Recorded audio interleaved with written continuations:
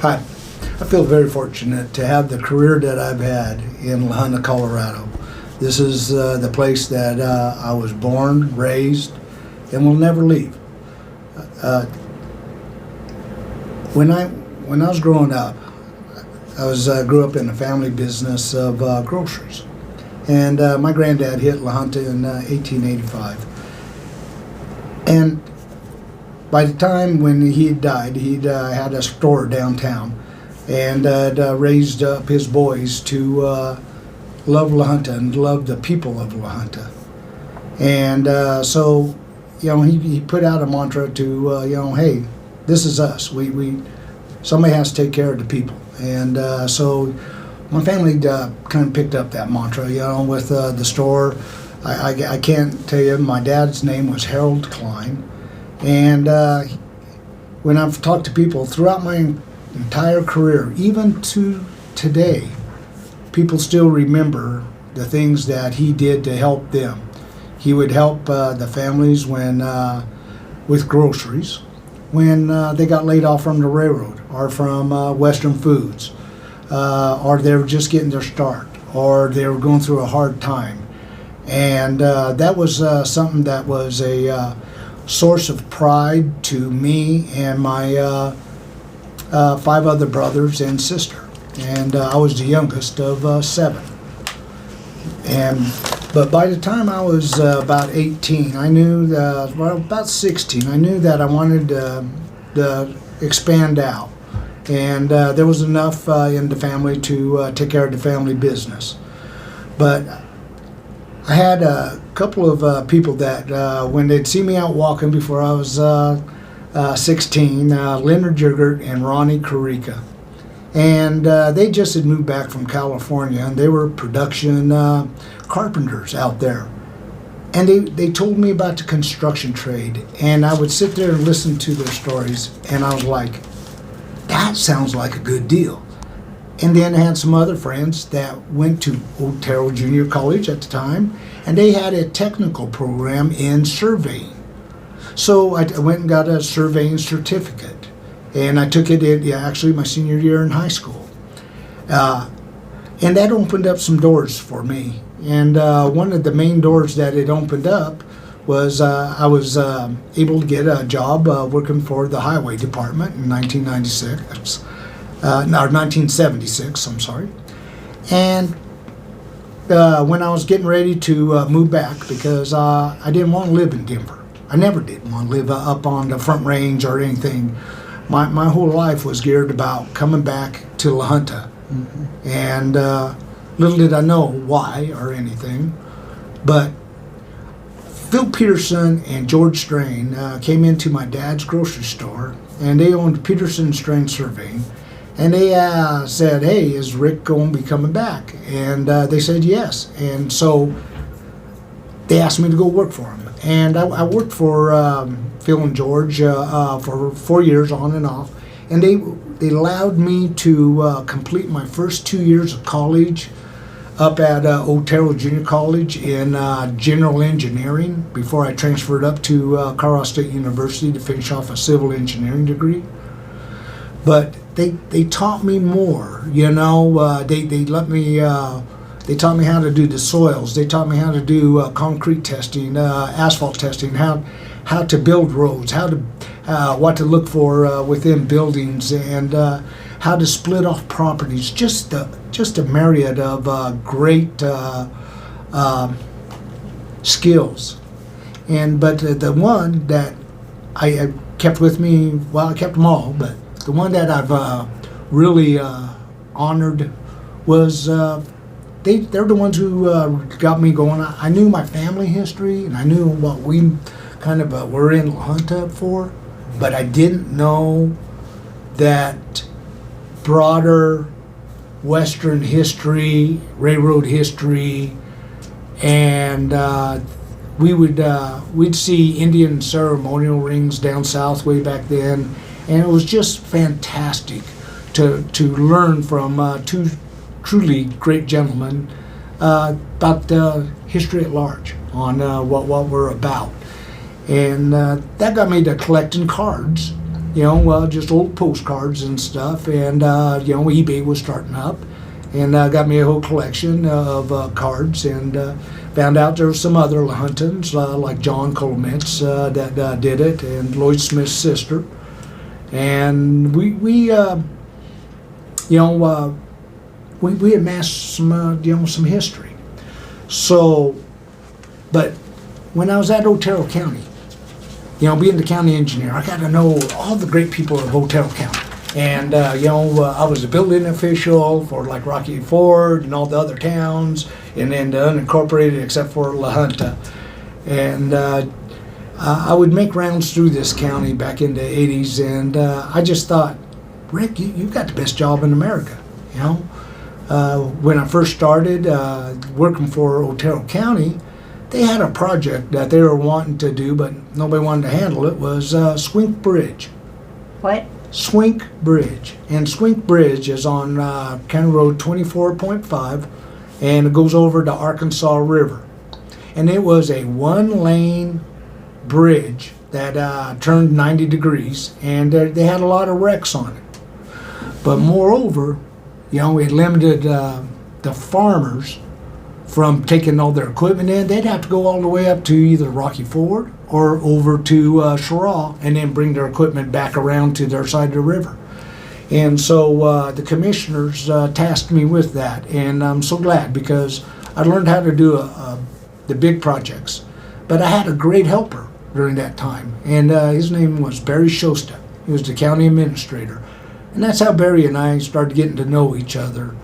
And he talked me into joining the martial arts, and and I am so glad. I'll never be able to pay the man back for changing me into probably a better human being, because that's what he helped me do. He helped me be able to control some emotions, but also to take care of my body, mind, and spirit. And we had that mantra all the way through the career, as you're going to find out. When I was at Otero County, we replaced a lot of culverts. We did Swink Bridge within like a 5-year period, and they put a plaque up with it on that. I'm not really into plaques or anything like that. It was just I loved what we did for the farmers and ranchers of the area, but also it opened up the recreational opportunities of Holbrook Lake. So we started working on putting the ramps up and put the bathroom in and stuff. So, it was just a perfect career that I could have had to start off with. But then in 1990, I received a phone call from City Manager Dan Noller. And Dan, he wanted me to come over to the city side. Now, I didn't take that lightly, but I did take it as, I was loyal to the commissioners that had brought me in, and that was Bob Gerler and Bob Bauserman. They taught me so much, and it was actually Bob Gerler's son Tim that told me, "Hey, county engineer's job's open. My dad wants you to apply. Come talk to him." Because I was getting ready to have to move back up to Denver, because I didn't think there was any jobs down here for my field. Mm-hmm. But I was wrong. How wrong I was. Because when I came over to the city, we had just gone through the loss of NIPCO, the loss of the top 63 jobs in La Junta, from Burlington, Northern Santa Fe, pulling out their headquarters. And they went down to Dallas-Fort Worth. But I saw a group of people that were determined to make it better. And whenever you could get in with a group of people that that they're focused on the same thing, there's no infighting going on. You had differences of opinion, but it was all civil. And it was truly moving the city forward. And DeBorg, it just came in. So I got to work on some projects with DeBorg for the city. And then, with the Berg family, they helped bring in loose bolt and nut. So, and that because Mark Paper was in a business group with Bob Berg. And so... With who? With Bob Berg from DeBorg Manufacturing. It's just 32 jobs, and we were building them like a 36,000 square foot building. And it was just this blank piece of ground. And I looked over at the guys I worked with, Bob May and Eddie Harris, and I said, well, I guess this is the start of something. And little did we know that it would grow into a company of over 300 and be such a staple in La Junta. And Mark Paper was and still is a great partner with the city of La Junta. Just love that man to death. His son Tom has taken over. He'll do us great. But I was able to work on the industries for the citizens. I was able to, when they would take votes to replace the library in 1997, I was tasked with helping with that. Because I've never done a job by myself. It takes teamwork to do this. And you got to have a team that is willing. And when they put me in as, after we built the senior center and the PTI building, I became the city manager right after the flood of 1999. And that was a harsh time too. But we were moving forward and everybody knew it. And I could feel it. And I was so proud to be a part of a community that had foresight, had people that willing to work in a positive manner and not just break each other down. And that worked. So it showed me a way that you could get big groups of people to take an idea and maybe expand on it.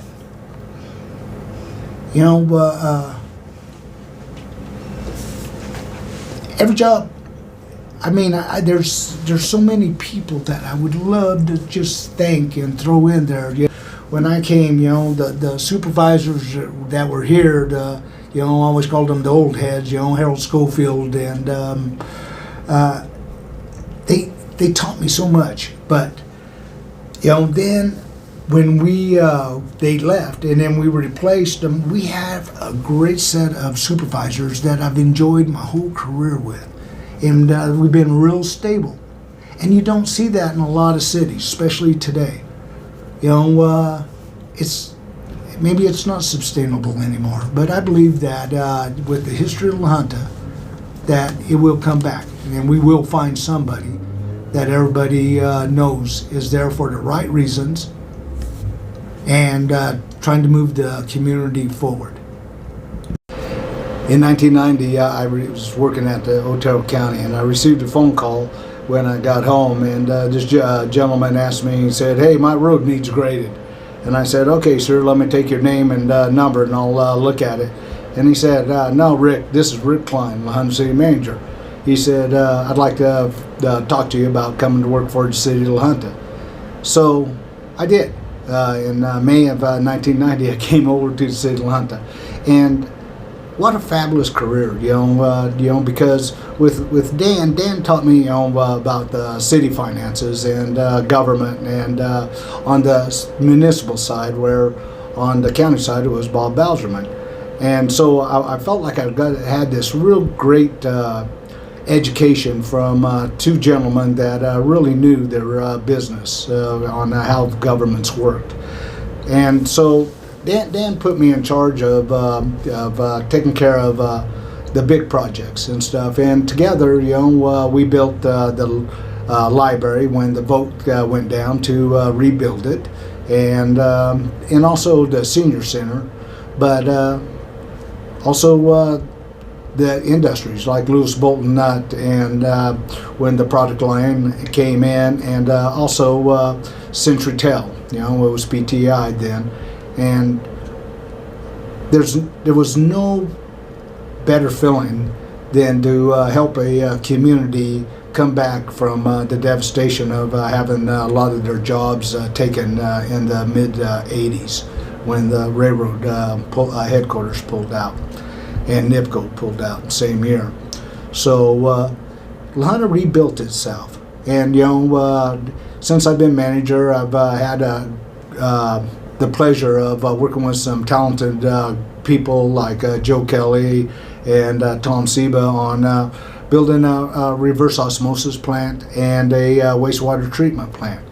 Both those people, they took care of business for La Junta. We've rebuilt a lot of the infrastructure, the parks, and now we have the brick and tile park along with the brick and tile trail. So I hope that I made a difference for the people of La Junta, like Dan Noller and some of the others made a difference in their time and what they did for me. And hopefully others have learned from me. And you will continue to make this town a great town because we have the best community on the Colorado Eastern Plains. Everybody talks about the Amtrak deal to me. When we were doing the Amtrak, of course it was save Southwest Chief, and that's what City Council asked to do. In all my born days, did I think that I could get her done? No, but I know that there's one thing that you do is you try. You just keep on pushing. Keep on trying and figure out a way to do it. I was turned down from, we were turned down from all three DOTs, Department of Transportations, Colorado, Kansas, and New Mexico. They did not want to save that train, and they served me with a common letter. Well, I thanked them. Now, I could have quit right then and went to City Council, but I didn't. Why? Because I knew it was going to make a difference in the community. So I thanked them, and then I went to the Transportation Committee because they gave me the blessing by telling me no, that I could go to their bosses. Now, we all saw, how that situation did get turned down, and that was with the help of a lot of heavy lifters out of the Burlington Northern Santa Fe and Amtrak systems. But now that we rebuilt that line, it is Burlington Northern Santa Fe's disaster resilient line. Whenever the freight can't go down to Transcom to the south because of weather or issues, we are where the freight comes through. We are the ones where all the holes come through for Spirit Aviation going up to Seattle out of Wichita. And also the turbine blades for solar coming out of Garden City. They built a loadout center.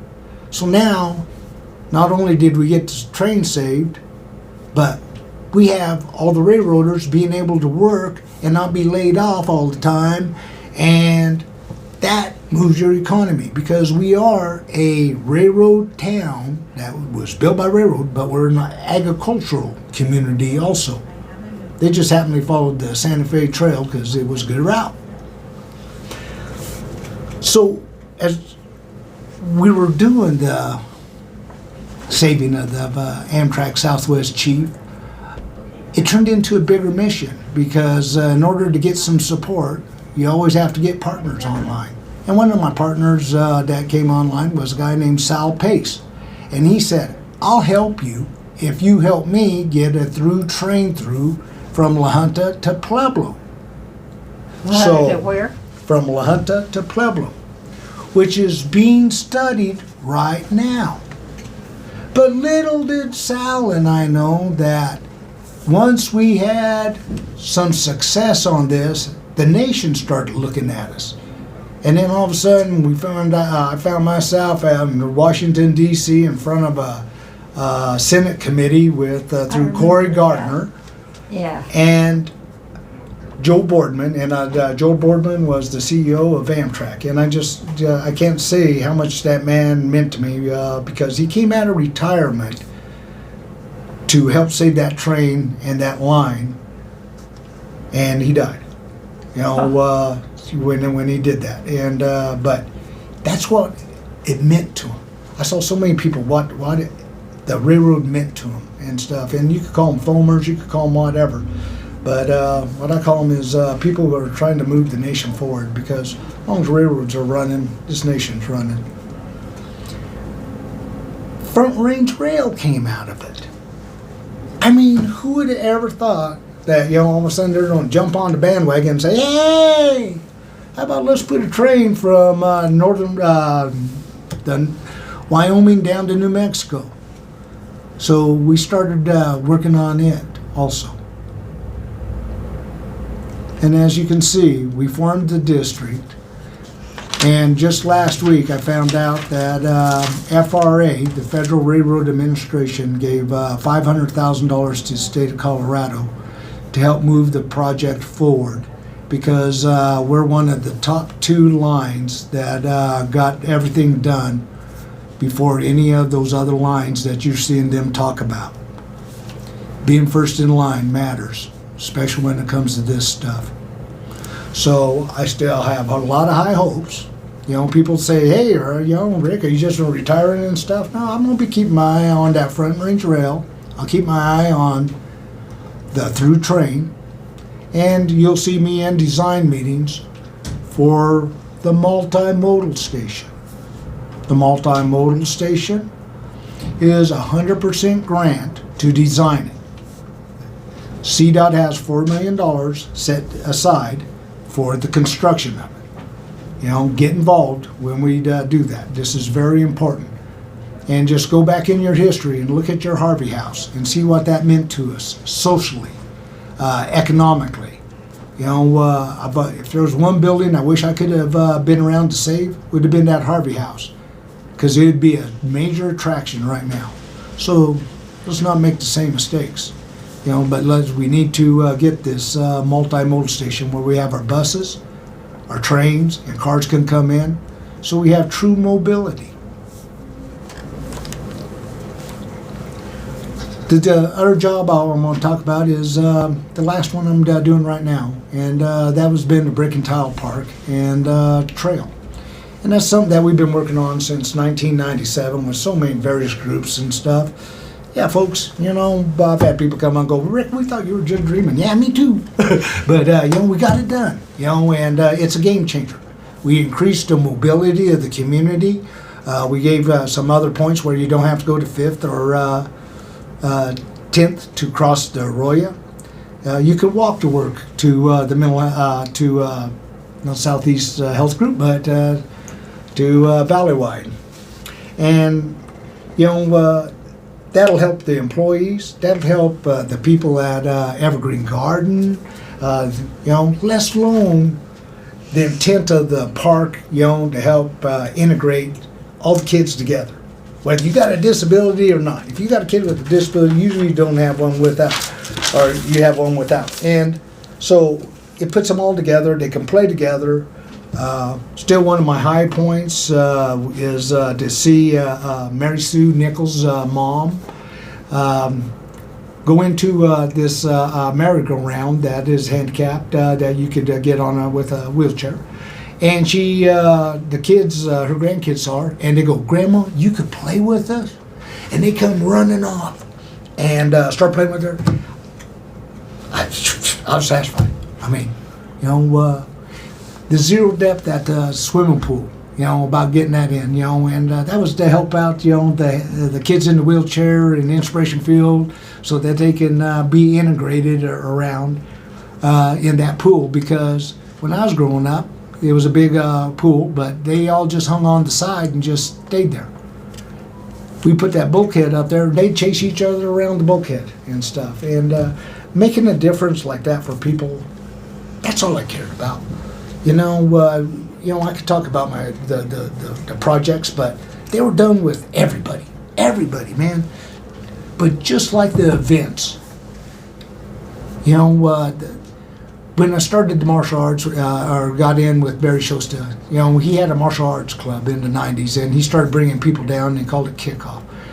And every year we'd get new groups in and stuff, and it was really kind of cool and stuff. So when when he gave up the club, and later on, he went to came back to the valley, and he went to work for Southeast Mental Health.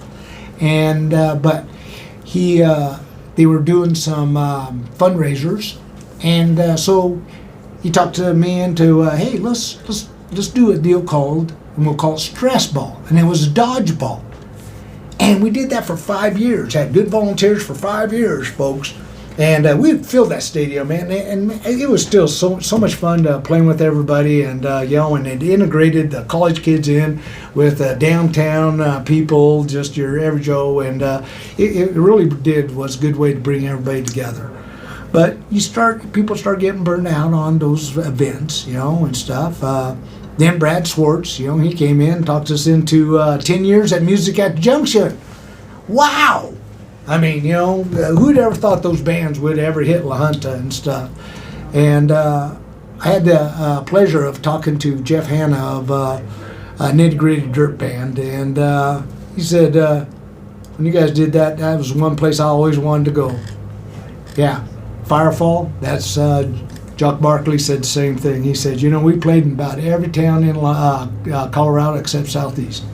So, we had some great times, 10 years, but then it just wasn't working out. So then we started doing some Spartan racings because we were getting too old to do the martial arts. And so we decided, hey, me, Barry Shosta, and Wayne Stutlick. And Wayne was up at Otero College for a lot of years. And we went down and started cleaning that arroyo. Just one stick at a time. And even back then, I was getting people thinking I was crazy about doing that. There was phobias about that arroyo and stuff. But anybody who went through those 5 years and you saw the progression of what the obstacles were and what we were doing, that we're just trying to build better humans. We weren't trying to change anybody's minds on politics or anything, but what would we do? We wanted to take care of body, mind, and spirit. And that's something that's very important to me then. It's very important to me now. If you don't take care of your body and your mind, your spirit will go. So, and how do we move this town forward? It's through that spirit. So we got to take care of the whole ball of wax. Unearthing the history of that. I wish I'd had some of like Phil Peterson and George Strain around where I could have shared it with them, but I shared it with so many people, and it was just this rich history, and I'll never forget the conversations I had with John Eberly, because his family was a part of the Brickyard, the McNeens, and they were the Cutrels, is what his family's name was. And that meant a lot to John. It meant a lot to a lot of the ones that hey, here that history ain't don't just go bye. We can all say what we did, what we didn't do, or whatever, but try to make a difference. Because when I came back, I had a lot of my friends telling me, Rick, why you come back to La Junta, man? Why don't you stay up here in Denver, go to consultant? Why don't you do that? You can make a lot more money and stuff. But that wasn't home. That's not where my drive was. That's not my family's drive. You guys are our drives. Always have been, always will be.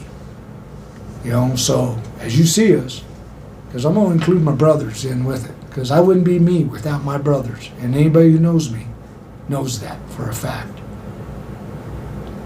But I'd like to personally thank all the supervisors and Bill Jackson, and he's been with me since the get-go on being up here. And folks, you think that There was a box of money up here. There was never no box of money up here. There was no secrets. You know, it's a hard job, but it's a necessary job. And it's a job that somebody's gonna have to pick up. But I'll still be in the community, and I'll see you on the trail. As you can see, that I graduated the 19th of December, 1981, right? So from Colorado State University.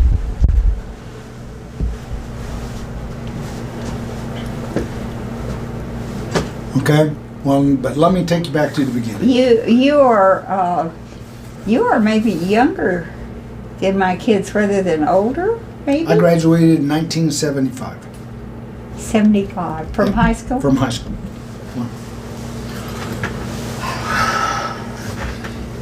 My kids are younger. I grew up a poor child on the lower east side of Colorado.